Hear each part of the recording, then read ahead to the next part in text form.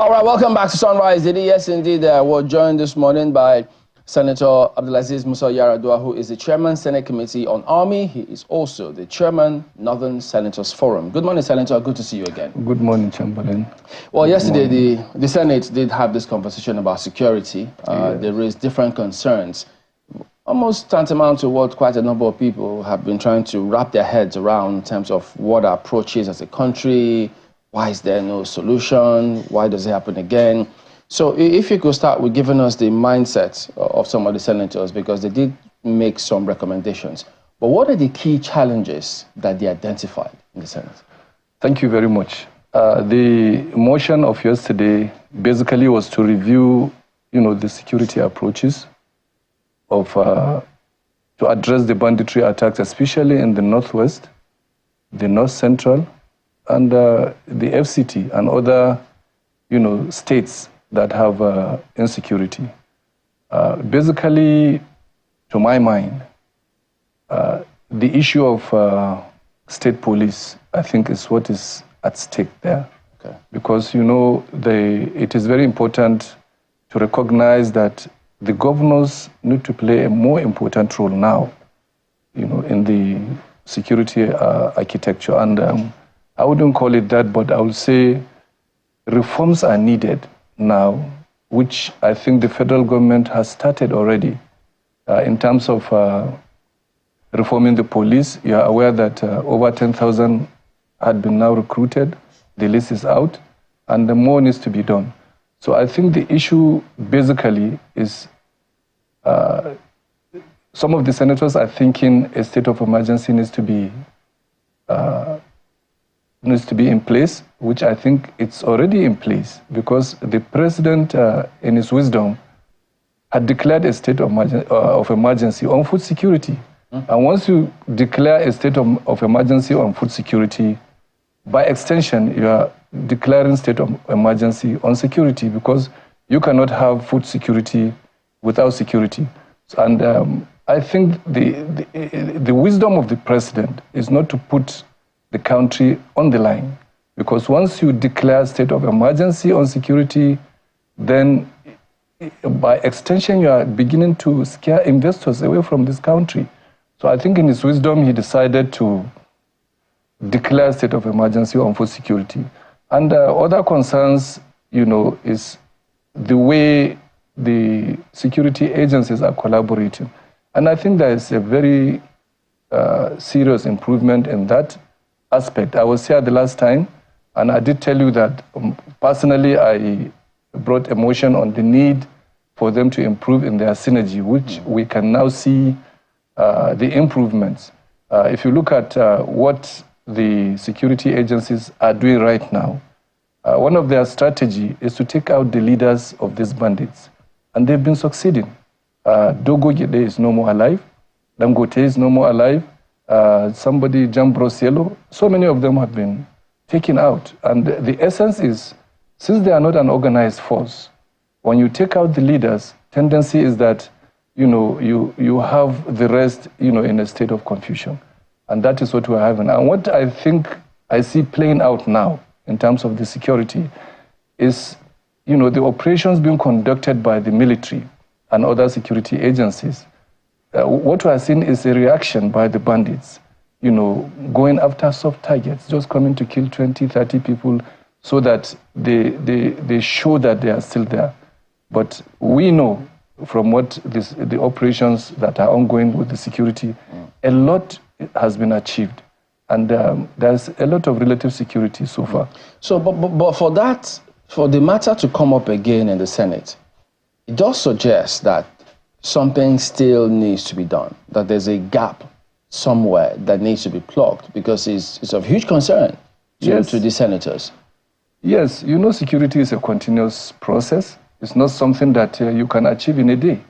And Mr. President has done very well when you look at how he started right from the beginning. The first thing he did, was to bring a supplementary budget, which majorly was to ensure that the gap of, equipment, other facilities needed by the security agencies and the armed forces, are given to them so that they can work. And that is why we are seeing the successes we are seeing today. The supplementary budget has done a lot, and he has given more money to the security in the 2024 budget. You are aware of that. So he's doing, and if for anybody who wants to be objective about what Mr. President is doing, if you go back to his renewed hope agenda on security, he has talked about, the need to, tinker with the policy and the doctrine of the security agencies. And a lot of work is ongoing along that direction. So does it mean that those senators who raised those concerns were not being objective? No, they were objective. I'm not saying they are not objective. What I'm saying is that, everybody talks in respect of what he has seen in his senatorial zone. Mm-hmm. But Nigeria is a large country. We are talking of 36 states and the FCT. We are talking of over 220 million citizens of this country. And you and I know, of course, we have these security gaps, which this government is battling to, to take care of. So it's not as if nothing is being done. Of course, concerns are there, but the government is doing a lot to help in ensuring that security is... We've had some of the Chief of Army Staff and some of his team members, they've spoken about what they're doing. Of course, something is being done, but I don't know how the government gets their feedback, because, it was just yesterday, several people were just telling us that behind the scenes, though, some farmers who were attacked by some of these terrorists or insurgents, some of them left the country.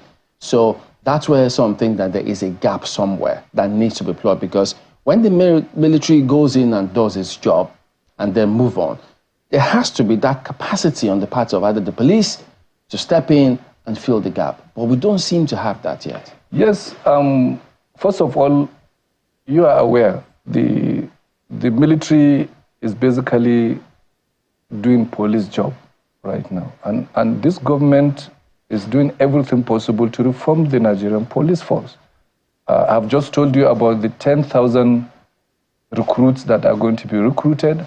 And I'm aware that one of the things that will be revived, hopefully in the police, is the mobile police, because that is supposed to be the stopgap between the military and the police. If you look at the state of the mobile police today, they are just not there. So I believe this government is doing everything possible to ensure that the mobile police force is back, and then they do everything possible to ensure even the deployment of those that are going to be trained now is done in such a way that people are taken back to their constituencies.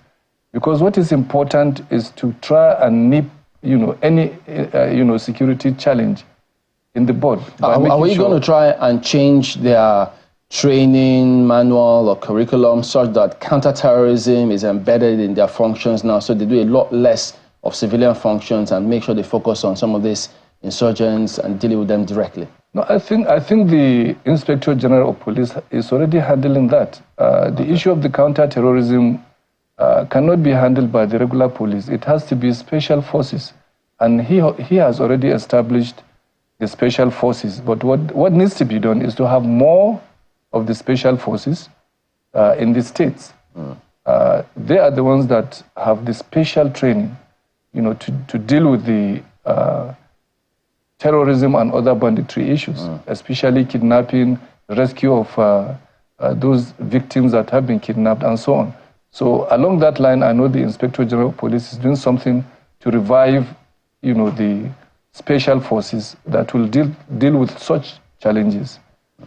I want you to be able to look at some of the details, especially when it comes to Northern Nigeria. You are chair of the Northern Senators. And listen to Senator Ningi, there's a lot that has happened and are still happening. One of the most troubling of them is this bandit negotiation business that we've heard going on right now. You mentioned a few bandits who have been extinguished.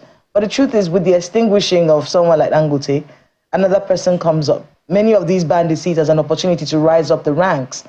And the absolute end of this is not yet known. We've heard senators on this program talk about how we're negotiating with some of the people in our neighborhoods so that we can live in peace. is this something that you would want incorporated into the security architecture that is being examined in ending this problem in the North? Well, I think the issue of ransom payment has been dealt with by this government, because the government has already banned, giving ransom to bandits. But, citizens sometimes, become apprehensive, especially if your loved one, has been abducted. You try to, find a way. But I think it's important for citizens to know that security is everybody's business.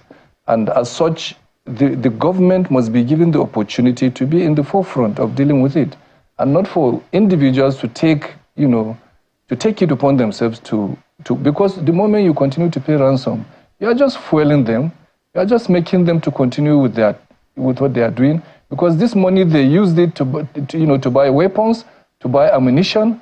These are the things they use it so and to also fuel their criminal activities. So I think it is important for Nigerians to understand the need to stop, paying ransom when their loved ones, have been abducted. And like I mentioned, the role of the governors in this reform is very, very important. And you can see some of them are committed to ending the insecurity by, establishing certain, community police, call them vigilante or whatever. But what is important is we all know that, conversations are on in regards to the state police.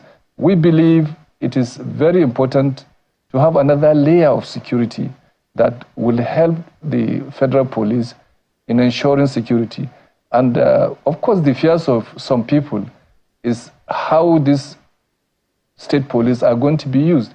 I believe if safeguards are put in place to ensure, a sort of distinction between the kind of crimes that the state police can handle and other complex crimes that will be, given to the federal police with synergy among the two forces, I think it will work out. Another thing that was mentioned at yesterday's conversation in the Senate was timelines to heads of security agencies. Categorically heard the senator say, if you don't do your job in the time that you are allotted, then you would lose your job. If you knew that you were going to lose your job, you would make sure that you meet your target. What do you make of that request? Well, yes, timeline is good because it helps in ensuring what is supposed to be achieved. But sometimes it does not work.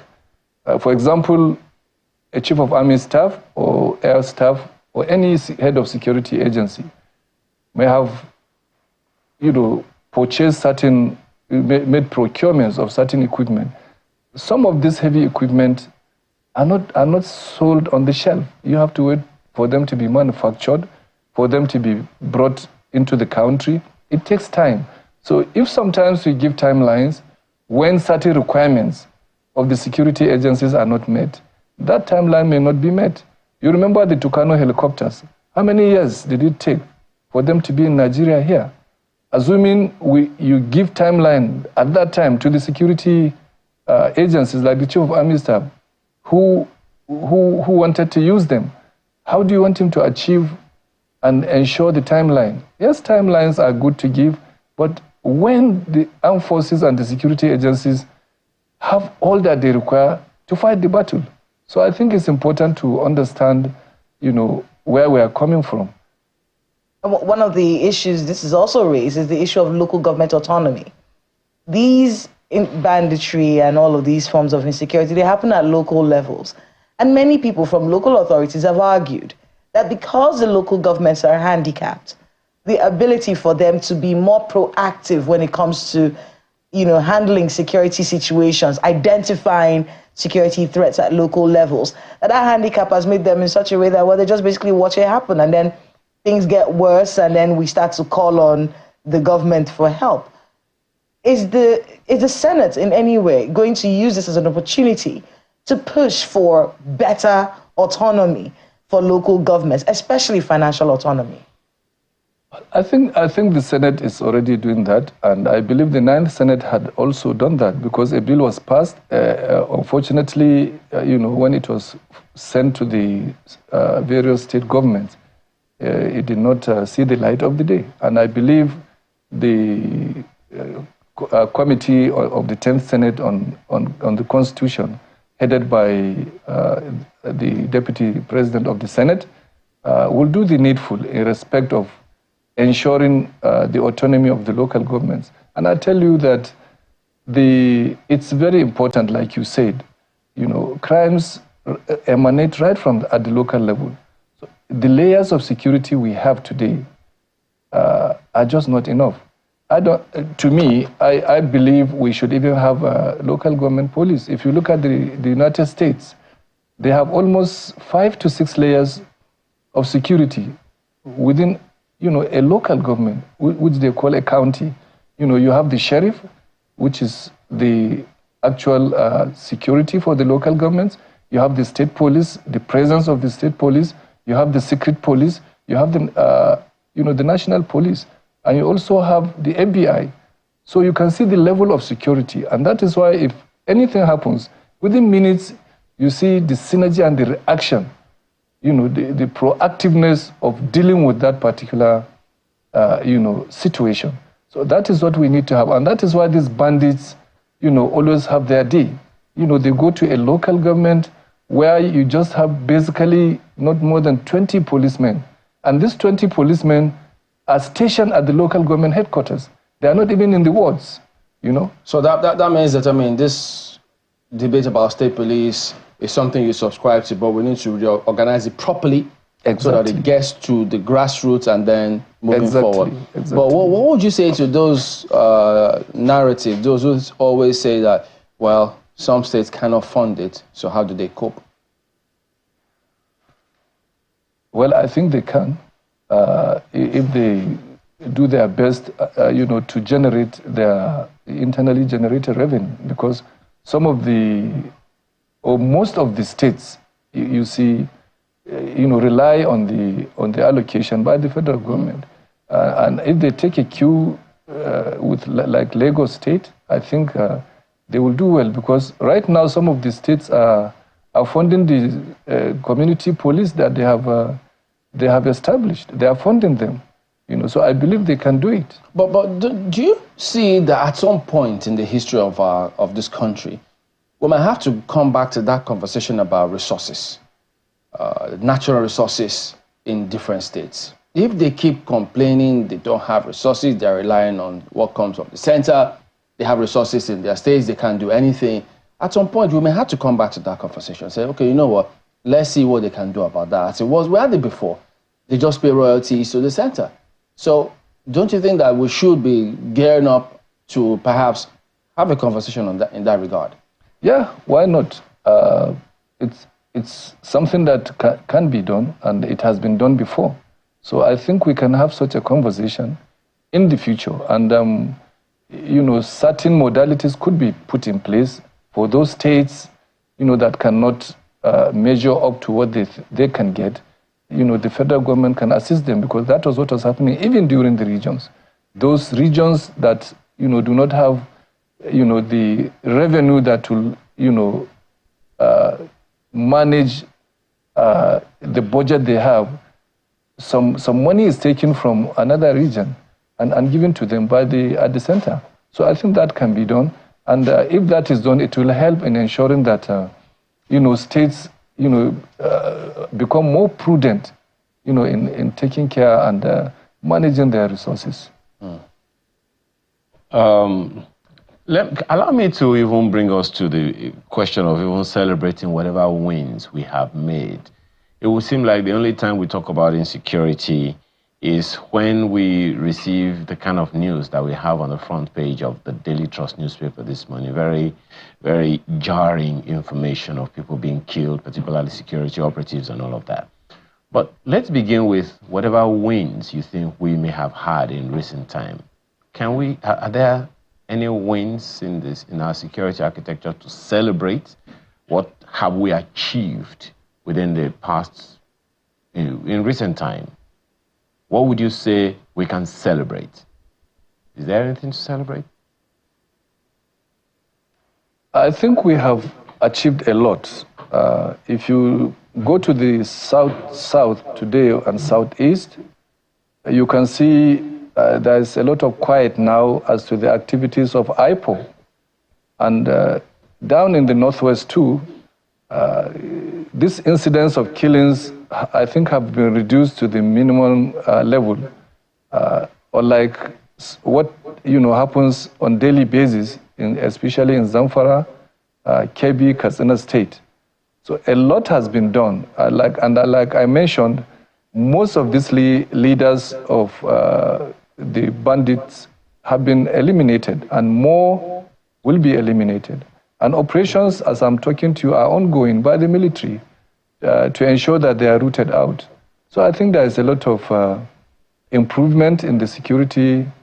And also, like I mentioned, the governors are doing their best. They are committed to ensuring that the insecurity is dealt with completely.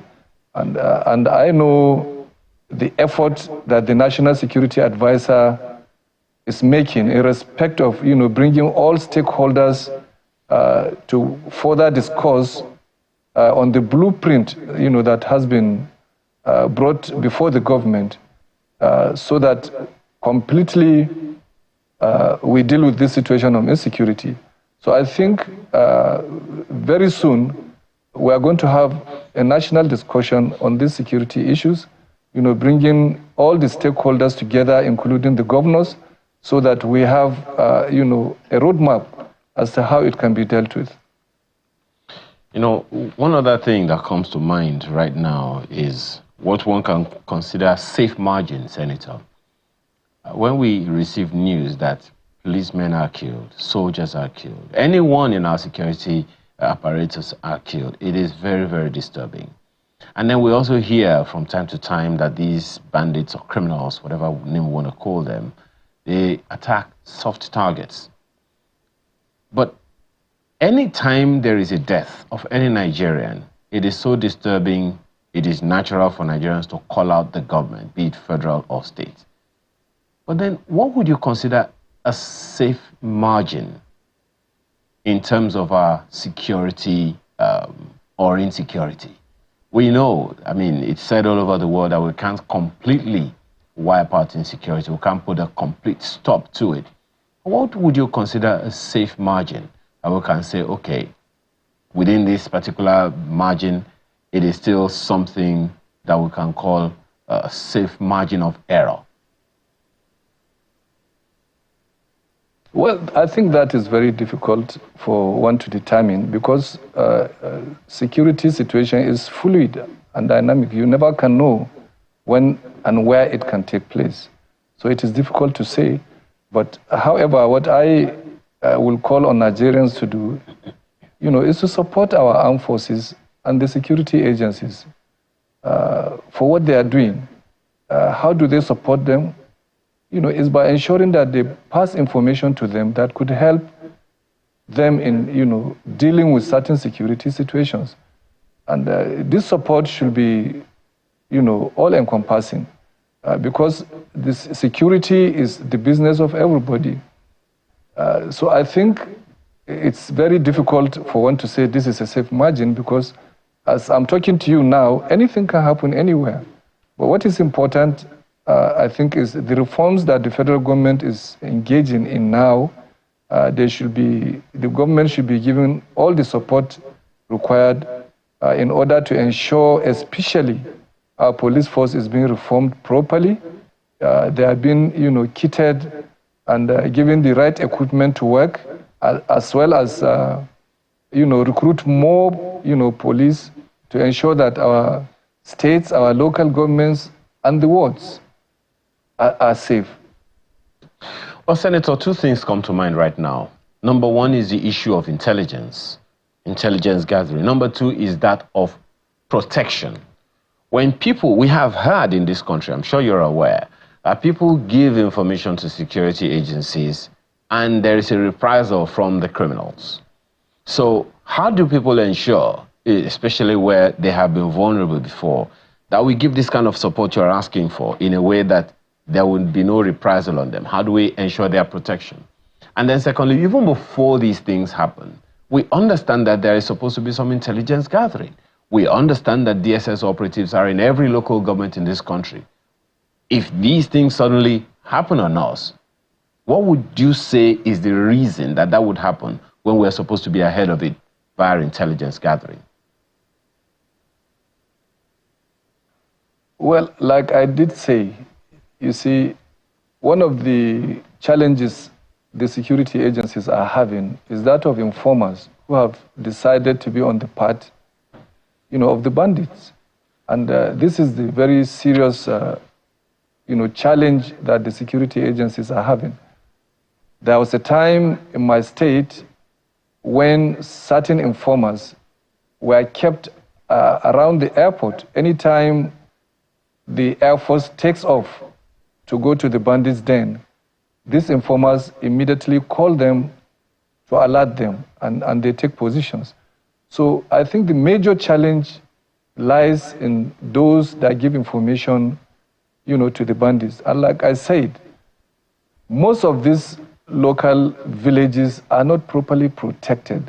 So of course, some of them, will have that fear of, reprisal by the bandits, especially, when the security agencies leave the place.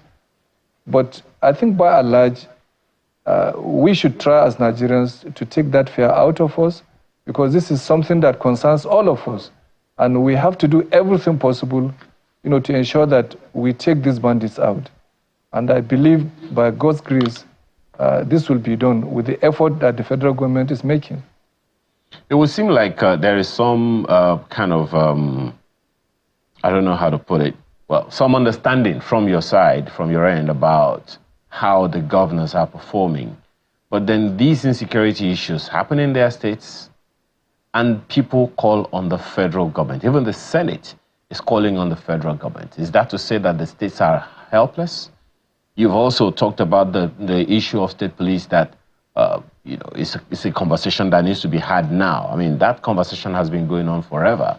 But then we also know that there are states, I'm sure you're aware, who come up with their own security councils, and they bring in everyone that has anything to do in terms of that, and ensure that no such insecurity happen in their states. So is it right now, are you saying that there is very little or nothing the governors, particularly in the states that seem to have these recurrent issues of insecurity, do to forestall the occurrences? After all, they receive security reports.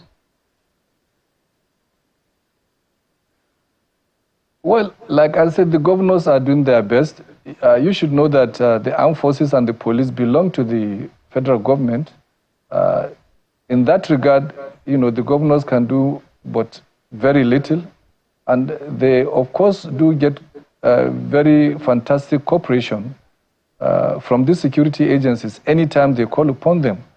So that is why I said it is important to understand the reform that needs to be, widened to ensure that the governors play, a more important role in the security of their states. And by extension, having their own police force, that can, augment what the federal police is doing, so that the more, because we need more security, both at the state level, at the local government levels. And with the number of police, federal police that we have today, we all agree, and we know that there's no way they can police this nation. And that is why, like I mentioned, the recruitment that has just been done of 10,000 policemen, more needs to be done, especially if we have mobile police in every state, maybe 3,000 per state, so that each senatorial zone gets at least 1,000 mobile policemen, to ensure that, more policing is done. And this will relieve the armed forces so that they go back to their, primary role of defending this nation. As I'm talking to you today, the army is operating in the whole 36 states of the Federation, plus the FCT. So they are overstretched. If, God forbid, we have any situation, international, crisis, I don't know how we are going to handle that. So it's very important. The reform of the police needs to be done as quickly as possible so that they can take over from the military, for the military to go back, and continue with their duties. Have you been thinking about the laws and procedures to ensure that, because eventually when this happens, some say it will eventually happen, it's a question of time, abuse on the part, because you have said time and again, the government needs to do a little bit more, but that concern is also out there. What measures are we putting in place to ensure that we don't have it out of control, such that citizens will begin to protest in one form or one way or the other?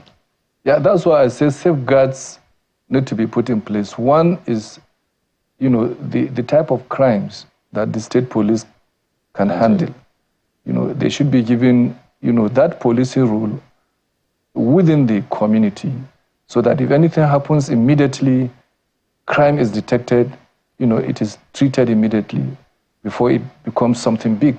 So certain simple crimes could be given as the role of the state police, while complex crimes, are handled by the federal police. I mean, we keep talking about the army, the police, but there's the non-kinetic issue, poverty, the endemic poverty in many of these parts of the country.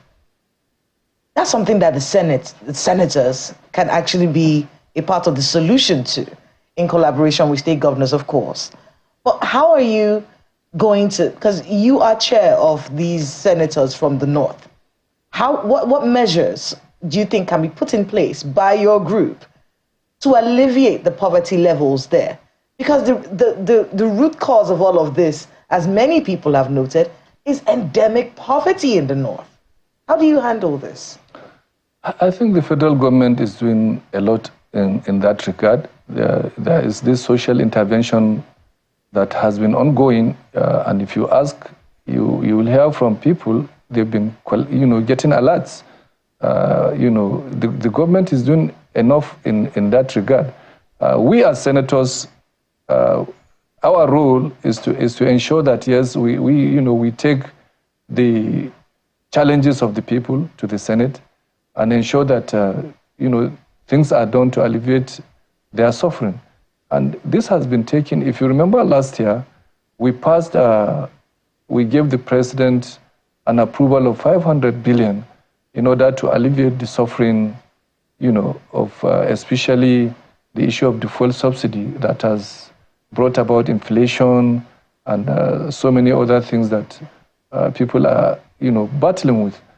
So I think with what the federal government is doing in terms of social intervention, with time, you see, it's not something you can do, within a day. These are things that have happened over a long period of time. So when governments come with, good intention, most importantly is to look at what the government is doing. And this government of President Ahmed Bola Tinubu is doing enough. Even the students have been, there's student loan that is ongoing. So many things are being done to ensure, that the suffering of people is being alleviated. But Senator, many people will argue that palliatives do not lift people out of poverty. Palliatives may cushion the effect of a policy that may be harmful to you in the interim. But a long-term solution to a poverty that is endemic and, like you said, has been there for so many years, do you think palliatives are going to be able to handle that? Well, it's not only the palliatives that the government is, handling. There are other economic policies that are in place now, which basically, will not bear fruit as quickly as we think they should. But we believe, an enabling environment is being provided by the federal government, to ensure that, people get jobs. And then there are other empowerment, initiatives, both from various ministries, to ensure that especially this ministry of, not ministry, but an agency, which deals with empowerment, they are coming up with a lot of strategies, to ensure that especially the youth and women are being empowered. So because not everybody can get a job today. So what this government is doing is to open the space, so that people are empowered, to be able to take care of themselves. Well, Senator, what do you think about this perspective? Because as the police presently constituted, yes, they've got a lot more capacity and capability, but they are still limited one way or the other. We've had different IGPs have said, look, we need to remove the amount of policemen we have with senators, with politicians is a lot. We see politicians and their convoy, retinue of security attached to them, they harass and manhandle people on the streets, drawing away from policing that should be policing the people. So can we ever get politicians? Because even if we restructure the policing structure, this challenge may still be with us. Can we ever get politicians to do the right things with security? Why not? But why are they not doing it till date? Well, I think it is left for the Inspector General of Police. I remember during Buhari's time, such policemen were withdrawn, and they were asked to withdraw from, those such senators and those that do not deserve to have them.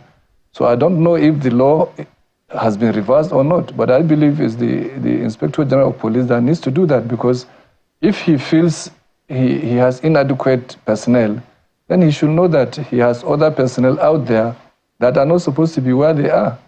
So I think it's him that needs to, do the needful and withdraw them from whoever does not deserve to have a policeman to secure him. Another critical aspect is information. We know that no matter the boots on the ground, if they don't have information, they'll just be as good as nothing. We've seen former, even current army hierarchy always telling the populace, you need to volunteer information to us. But if they don't see you as one of them or that close to volunteer information to you, to be a problem. This brings us to the conduct of these security agencies. How close are they to the people? We've seen several scenarios today where people just don't volunteer information. Insurgency, for instance, they thrive on information from citizens. What do you think about how do we improve that? I think that has to do with the security agencies and the federal government itself. There is need for an advocacy, on the citizens to ensure that they understand the role they have to play, in security. That is the most important thing.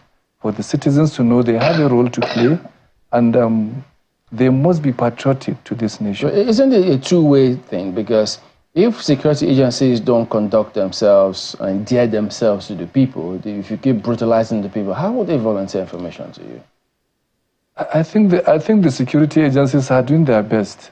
You may have one or two people that, their conduct may not be necessary. Quite a number. Yeah, well, some of them, not all of them, because the training we receive, I was a former military officer, I know the training I received, to be humble and, to talk to citizens, especially when in an operational area, to win their hearts. We call it, winning the hearts and minds.